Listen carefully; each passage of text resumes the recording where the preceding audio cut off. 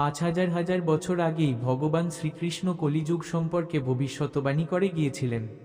তিনি তখনকার সময়ই জানিয়েছেন, কলিযুগে ধর্ম, সত্য, ধৈর্য, দয়া, দান, তিতিক্ষা এবং বল, এই সব কিছু কলিযুগে প্রতিদিন হ্রাস পাবে।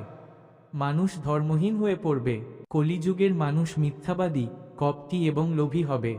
পিতা মাতার প্রতি সন্তানের ভক্তি থাকবে না। গুরুজনদের প্রতি শ্রদ্ধা কমে যাবে। বিবাহবন্ধন দুর্বল হবে।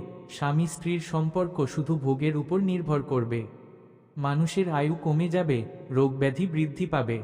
শোষক রাজা ও শাসক, রাজারা দস্যুর মতো হয়ে যাবে, প্রজাদের শোষণ করবে এবং করের নামে অত্যাচার করবে।